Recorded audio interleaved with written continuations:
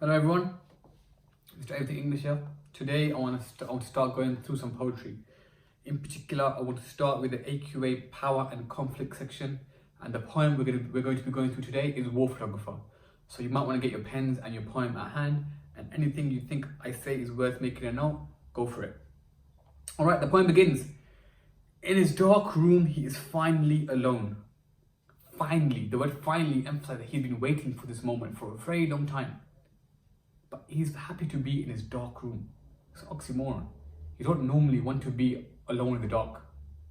So it starts off with a bit of a bizarre tone, with spools of suffering.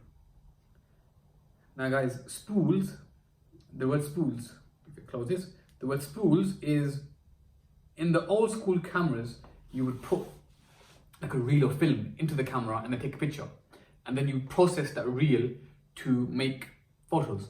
Spool is that reel, but what it is spools of suffering. It's a clear metaphor that these pictures are agony, these pictures are pain, these pictures are living and breathing for him. Now what does he see? He sees spools of suffering set out in ordered rows. 1, 2, 3, 1, 2, 3, and so on and so on. Now I would argue that these rows being ordered refers to the fact that these spools of suffering are laid out the way graves are laid out at a graveyard. Yeah, everything is ordered, everything is structured. Therefore, from the very beginning, it's a bit of a negative image. The only light is red and softly glows. Now we've got two meanings on this. The light being red, you can argue that it represents the fact that when the poem is set, you had those really red rooms to process the photo, or red could be blood, could be pain, could be suffering. Belfast, Beirut, from pen, all flesh is grass. What does that mean? All flesh is grass. Everything is death. Everything is painful. Now, you have to also understand, guys, that this is a quote from the Bible. All flesh is grass. And it's implying the idea that human life has become so worthless. Yeah, human life is so meaningless in that death is so common. But he's having all these thoughts, he's having all these distractions, and he's reminding himself, hold on, stop. He has a job to do. You've got work to do. Stop feeling bad for yourself, stop feeling guilty. You have a job to do, you get paid for this. So loosened slop in trays beneath his hands, which did not tremble then, though seem to now. Now tremble, guys, when you tremble, you're shaking. But trembling is almost implying that he's shaking from fear. It's an involuntary action. His body is doing things that he doesn't want them to do. He's shaking, he's scared, he's afraid. He's touching these photos and it's causing him a lot of grief, a lot of agony. Now, war photographers, guys, they are the forgotten piece of a war.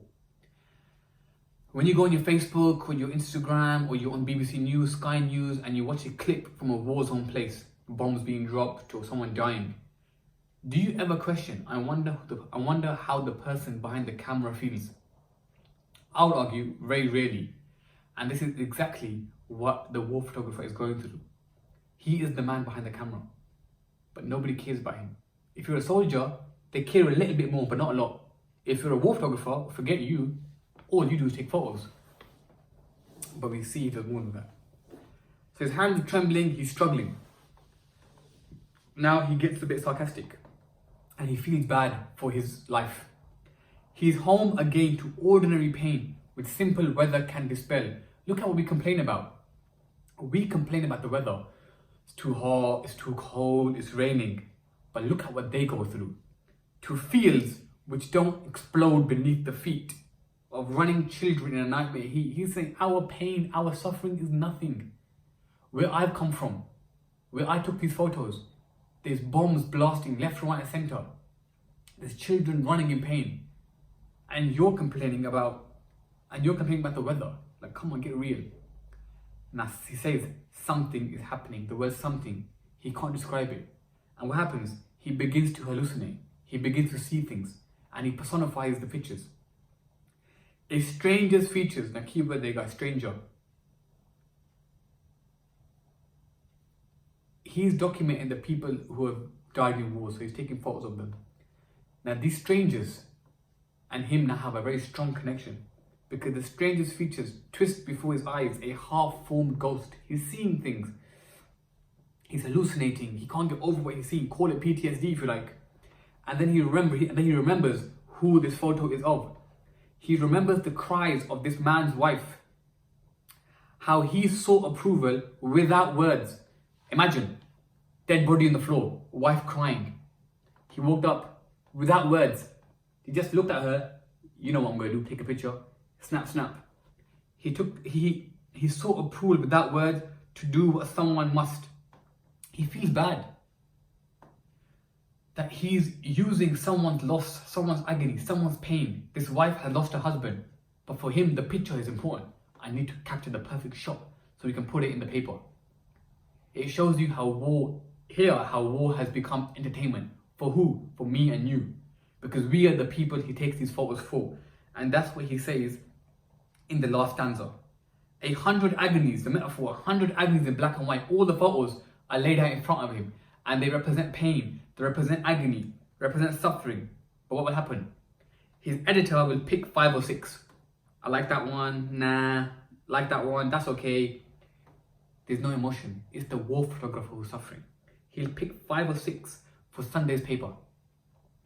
The reader's eyeballs prick with tears. So, the people who read it, the people who watch it, you will cry, but you'll cry temporarily. Now, let's apply to our lives. How many times do we see on the news or we read online, there's been a bomb blast, terrorist attack, somebody has died. But what do? You keep on scrolling. Yeah, you might feel bad for 30 seconds to 45 seconds, but you've become so used to war and suffering that you've become almost desensitized. And that's why he's saying that my suffering is not your suffering, because you have not gone through what I have gone through. I lived these pictures. To you, these pictures are news. They're entertainment. Therefore, nobody can help your suffering.